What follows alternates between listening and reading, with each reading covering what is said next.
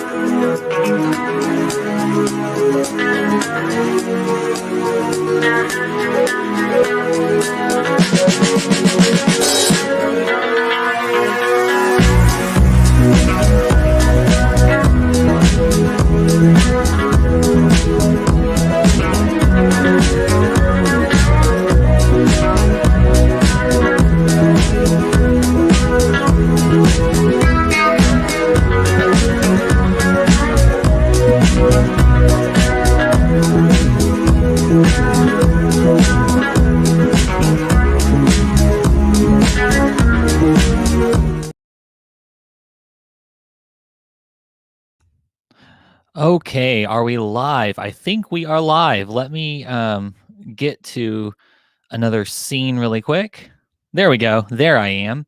Not that you want to see me anyway, but here you are. So thank you for joining me for another episode of Doubtful Conversations. If you don't know me, I am your host Tyler Ferguson, and whether you're watching this live or whether you're watching this recorded, like some eons later in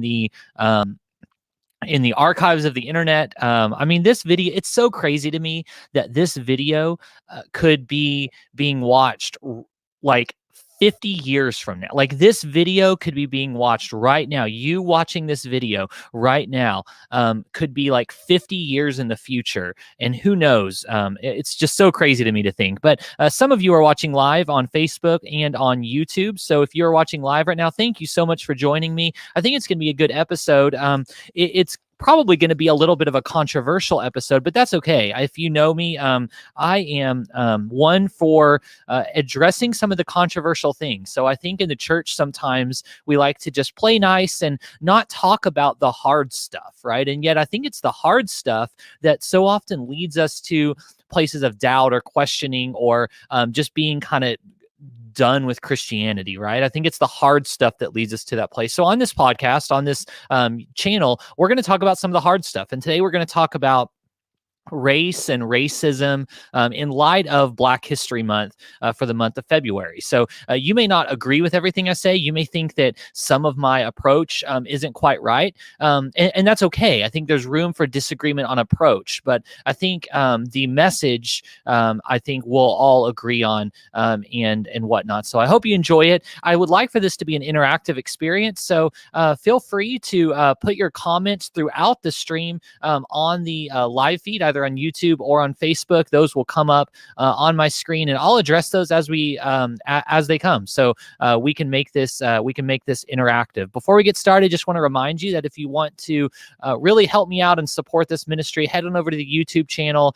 You can search Doubtful Conversations on YouTube and hit the subscribe button. That means so much to me. You can also share the video on Facebook and like the page Doubtful Conversations. If you really want to support this ministry financially at all, you can do so for like as little as $1 a day at patreon.com/doubtfulconversation. So now that all of that housekeeping is out of the way, the stuff I don't like to talk about, let's get to the stuff I do like to talk about. And today we're going to talk about race. And I thought today would be a good day to do that because February is Black History Month. And I know for a lot of people, like that is on your radar. Maybe for others, that's not on your radar. And maybe this is the first you're hearing about February being Black History Month. And so I just want to bring that to our attention as Christians and help us to remember that this month is very important to so many people, because this is the month where we are to pause and reflect back on the history of the African American community in the United States and what that community's done, what that community's been through, and for the purposes of this live stream today, what it looks like for as Christians to respond to a lot of the racial tension going on in our world today. And so there's two questions I want to answer and address on this stream today. The first one is, how should Christians observe Black History Month, right? Like, what should we do? What are some good ways that we can observe Black History Month? And then also, how should Christians respond to racism in the church? Now, you might be joining this and thinking, man, that thumbnail for this live stream was clickbait. You said you were going to talk about whether or not Christians should leave the church because of racism. I am going to talk about that. I promise. Just hang with me, and we're going to get to that question here in just a little bit.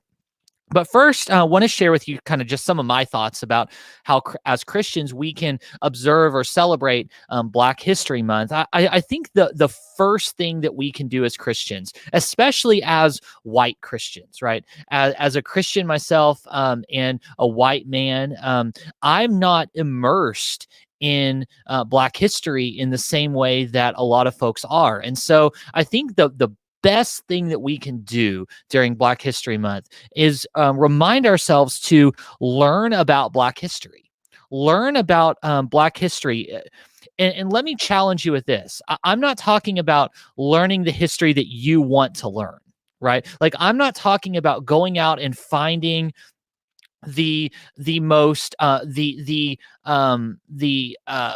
most conservative, or the book on Black history that most closely aligns with your political persuasion or your theological persuasion. I'm talking about learning actual Black history. Like, what has been the actual experience of Black people in the United States? What has been the actual experience of the African American community in the church in the United States?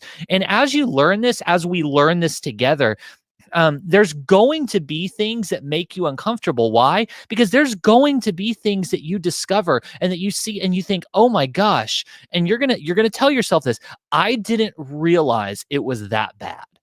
Now, I think we all kind of, we know about slavery and we know about all that, but I think the more we dig into Black history and the actually what life has been like for minority communities over the years, over the decades and centuries in the United States, I think we'll come to a place where we realize more and more that we just had no idea how difficult of a road it's been for so many.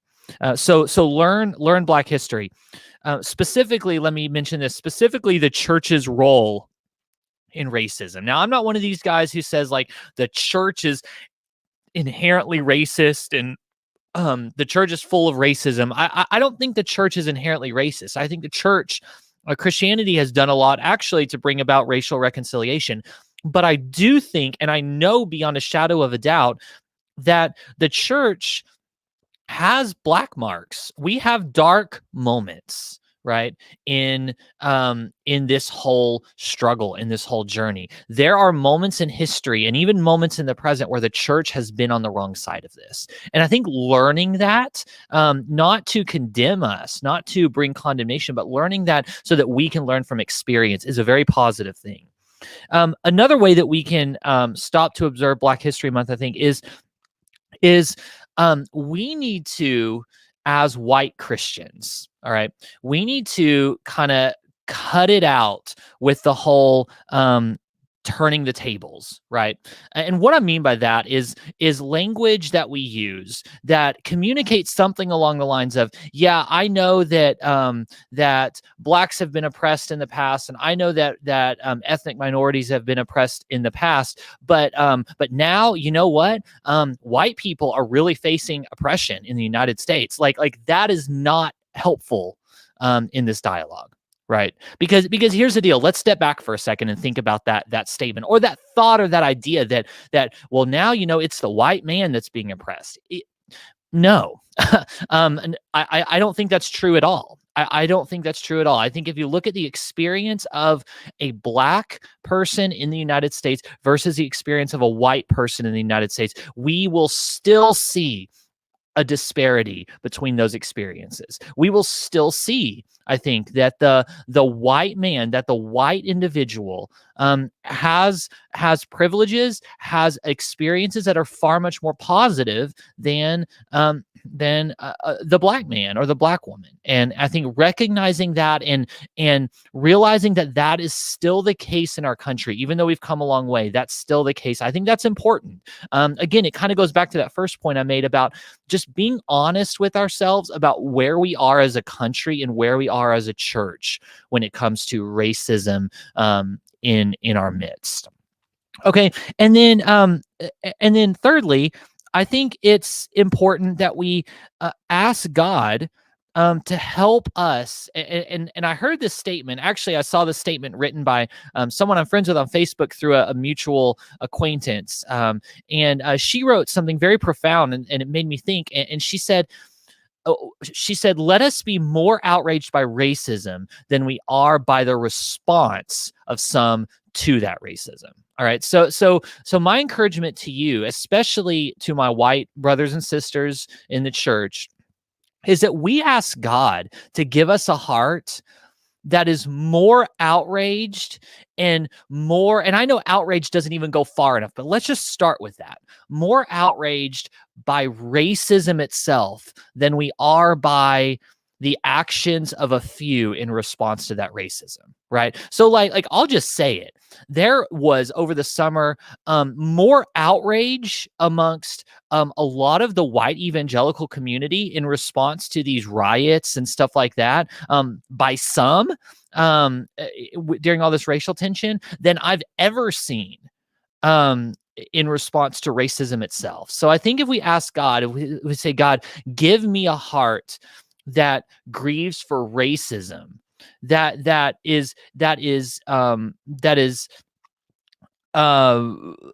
is really put off by racism more than I'm put off or grieved by the response by some to that racism. I think that's another good place to start. And then lastly, and this is key, this is so important. This last point on here is so important. I think we need to start having conversations with people, especially during COVID. Like, we don't talk anymore. We don't actually sit down with people. We don't sit down with people who are the same as us, much less people who are different from us, right? And yet I think if we're going to help bridge the racial divide in not just America but in the church, we have to start having conversations with people who think differently from us, who look different from us, and who have a different experience in the world than we do.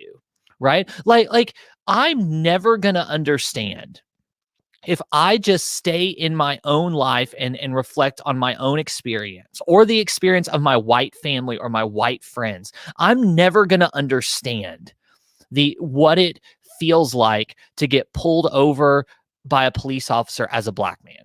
Like, I'm never going to understand that because I've never had that experience. I'm not saying all police officers are bad. I think most police officers are fantastic. But I am saying that there is a different feeling. There is a difference inside of you when you get pulled over by a police officer as a black man than as a white man. Let me just say this. I've got 4 white daughters. I am never going to have to tell them, okay, this is exactly how you need to act. This is exactly what you need to do. This is exactly what you need to say if you get pulled over by a police officer. Why?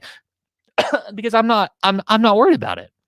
But I know I have black friends. I know many people who, and I've heard many stories of my black brothers and sisters who have to look at their kids and teach them very specifically what to do when they get pulled over by a cop, what to say so they don't say the right thing. And again, that's not a slam on police officers. I'm all pro law enforcement here. I really am. But we're never going to understand that experience if we don't start having conversations with people who are different from us, and not conversations to change minds, but conversations to understand one another. And so if I have a challenge for you during Black History Month, especially for my white brothers and sisters who are Christians, here's my challenge to you. Have a conversation with someone. Have a conversation with someone who's different from you.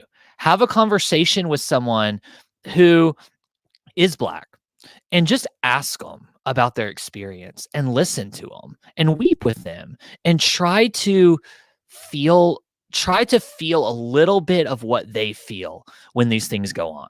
Like, it will help you take the things that happened to Breonna Taylor and so many of these other people this summer. It will help you take that out of like this heady political place, and it'll help you put it into a place of like, these are real events that really impacted a lot of people. Right. So that's my advice to you over Black History Month. Now let's chat and kind of talk for a second about how Christians, like, how should we respond to racism in the church? All right. Now, I want to preface this by saying, like I said earlier, I'm not one of these guys. Like I know there's people who go on these apology tours for the church, like saying the church is so racist and it's full of racism. I don't think that's true. Most people I know, most Christians I know, are not racist. Right? Don't even have racist tendencies within them, right? But there is racism in the church. There is, and it's been in that way for a long time. And so, how do we as Christians respond to that? I think the first piece of advice that I have for you, if you are kind of done with the church because of racism, if you're done with the church because you've encountered racism, here's my encouragement to you. And I hope this challenges you a little bit. It challenged me when I heard it. I did an interview with a scientist by the name of Joshua Swamidas. He's an Indian American, and he said something about racism that I thought was just so profound. He said that we currently see racism in the church as rare and unforgivable. We see racism as this thing that, man, it doesn't happen very often, but when it does, they're out. They're shunned. It is an unforgivable sin, right? And my encouragement to you is to flip the script. When you encounter racism in the church, flip the script. View racism differently in the church than you do now, because racism in the church is not rare and unforgivable. What Dr. Swamidas said is that it's actually common and forgivable. Common and forgivable. So if we start seeing racism as common as opposed to rare, meaning like, no, this isn't just something that happens every now and then. Like people's experience with racism in the church is fairly common, right? It's more common than I understand as a white man. If we acknowledge that, you know what, this is probably more common than we wish it was, than we would want it to be. And yet it's also not unforgivable. That's redeemable, right? People who harbor these racist feelings, people who say racist things, people who are in their core racist, that's forgivable, right? Like that's something that can be laid at the foot of the cross along with every other sin that's ever been committed and forgiven by the blood of Jesus, right? And so if we see racism in that way, I think it opens up the door to have more conversation, right? Because these people all of a sudden aren't the most awful people to ever walk the earth. They're people who have a sin problem, right? And it's bad and it's wrong, but it's also forgivable. And so I think if we see racism as common and forgivable as opposed to uncommon or rare and unforgivable, that will help us in our response to racism in the church. Secondly, and this is where I want to get to the crux of what I put in the thumbnail to this video. Should you leave the church if you've encountered racism? Should you leave the church? And I'm talking about your local church. I'm not talking about like Christianity, right? I mean, but maybe you're in that place. And my answer to that would be absolutely not. You don't want to leave Christianity because you've encountered racism. Because you've encountered racist Christians doesn't mean the gospel is a racist gospel. It is not. And I think you know that by reading the Bible, right? I think it's obvious by reading the Bible, that Christianity is not a racist faith. Are there people who are racist that are Christians? Yeah, but that doesn't mean that Christianity is racist. But I'm talking here about leaving your local church. Like you've encountered racism in your local church. Should you leave?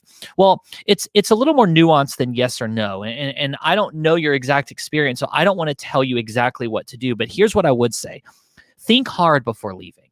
Think hard before leaving. Now, I know there's exceptions to this. Like if you've encountered just awful institutionalized racism in your church, like it's affecting your kids, it's affecting your, like, I get that. There comes a point where you have to say, it's not healthy for me to be in this place. I need to go find another church. I get that.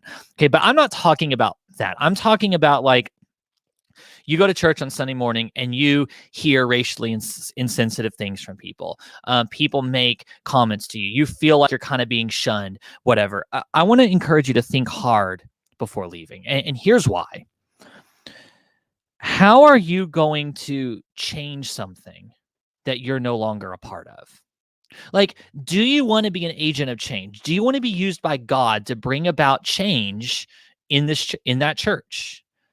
If the answer to that question is yes, you can't do it from a distance. And so my encouragement to you would be to confront it lovingly, right? Not with anger, not with hostility, but confront it, right? Like don't let it go.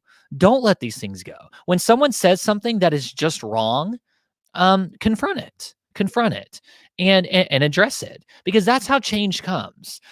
Change comes when people who are experiencing oppression, or people who are experiencing this being wronged because of the color of their skin. It changes when they say, no, we're not leaving, we're staying. We're staying because we're going to change. We're going to be the change, right? That's what Martin Luther King Jr. did, right? Like, he didn't up and out of there. He stayed. I mean, these peaceful protests that he staged, many of them were done with the intention of staying, right? Saying, no, I'm staying here. And by staying here, I'm going to be the agent of change that God wants to use. And so if God wants to use you to change things, then you've got to stay in that situation. Again, if it's dangerous or something, that's not what I'm talking about. But think hard before leaving, because once you leave, you're no longer an agent of change in that place. Okay. The last two things really quick. How should you respond to racism in the church? This one is often overlooked because I think we see prayer as just kind of rote or something we do that doesn't really change things. But prayer changes things. You need to pray up your church. You need to pray up your church. Pray for your pastor to be able to address these things. Pray for those in your church that you've heard say things that are insensitive, that you've heard make hurtful comments about people because of their race, that you've seen post on social media things that are offensive, things that are vile, things that are wrong. Pray for them. Pray for your church. Pray that God would radically change hearts and minds when it comes to this issue. I cannot stress how important it is to pray. And then lastly, and this is important, and this is hard. This one's hard, guys. This last one. Be open to people who are trying. Okay. Be open and patient with people who are honestly trying. Look, here's the deal. Someone who grew up in a town of 1,000 people in the middle of nowhere, Conservativeville, USA, right? Who never went to school with anyone who didn't look like them, who grew up their entire life not knowing anyone who didn't look like them, who grew up around people who threw around racial slurs like it was nothing, right? That person gets saved. They come to know Jesus. And yet their entire experience is still built around saying those things and not understanding, and really saying and doing things that are very ignorant, right? Like, we'll just say that. But have grace for people who are trying. Might they say the wrong thing? Yes. Might they do things that are offensive? Yes. But try to look at the heart of someone and ask yourself, is this person trying? Are they trying? Are they trying to love people well? Are they trying to give up those bad habits? Are they trying to speak more kindly? Are they trying to do these things? And if the answer is yes, pray that God would give you the ability to extend to them the grace that God's extended to you. Because that's how people grow. That's how people grow, is by being extended grace, right?